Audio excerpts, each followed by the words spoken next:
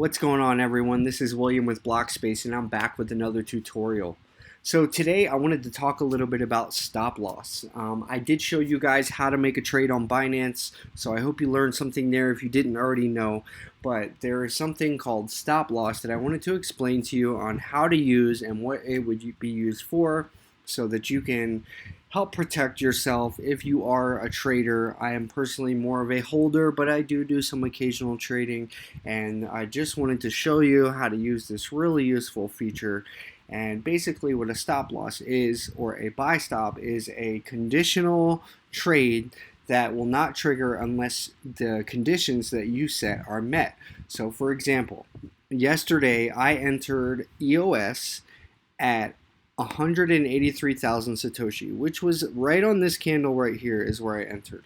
Okay, and now the price has moved up quite a bit. I think it's up like 15% from my entry, something like that. So I'm very happy with that. However, I would like to protect myself in the event that the price comes crashing down, because it is heavily inflated right now. It's had an epic run and it has the momentum behind it. However, it could easily fall apart and crash tomorrow, and I don't want to be stuck holding the bag if that happens. So I have an entry at 183,000 Satoshi, which is a good entry, and now it's moved up. So now I'd like to protect my entry. So what I can do is I can come over here to the stop limit tab right here, and you can see here that I have a balance of 200. So if I'm in at 183,000, it's 182,000 actually, and I would like to lock in some profit. What I would do here, sitting in this spot right here, because we're at 207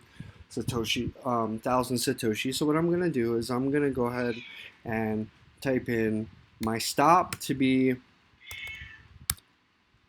we'll go a little bit of profit. Okay, this is where the stop loss will trigger.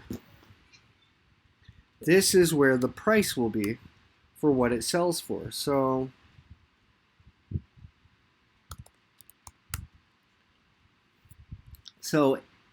once the price reaches this price, an order will automatically be created to sell for this price. And I'm going to go ahead and set my whole EOS bag to sell, and I'm just going to click sell, and this is what it says. If the last price drops to or below 187,500 Satoshi, then an order to sell 200 EOS at the price of 187,000 Satoshi will be placed. So that means just that. Once the price hits 187.5 thousand right here, then it'll make it'll trigger an order, and it'll sell all my tokens for me. That way I can go to sleep safely and not really worry about it.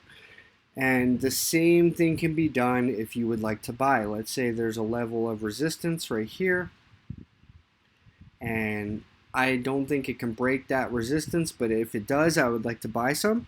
So this is at 210,000 Satoshi. So what I can do is I could say if it reaches 210,000 Satoshi, then I would like to buy at 211,000 Satoshi, just to be sure. And I would like to buy 100 coins at that price, and I click buy. Oh, gotta have the zero. And you click buy. If the last price rises to or above 210,000 Satoshi, then an order to buy 100 will be placed at 211. So basically what will happen is that it will market buy the coins immediately as soon as the price reaches my conditional argument that I have here. So the condition is that it reaches 210,000 Satoshi. Once that happens, it'll place a buy order and I'll get my 100 tokens. Probably you would be using stop loss more than buy stops. That's what this is called, a buy stop. But they're both very useful tools, and I'm really happy to have them on Binance. And with that, I'm trying to make this video short. I hope you learned something. Unless you're a long-term fundamental believer in a certain coin, this is a great tool that you can use to protect your entries once they've moved away from your entry price. That way you don't get stuck holding a bag in a very volatile market. Thanks, and have a great day.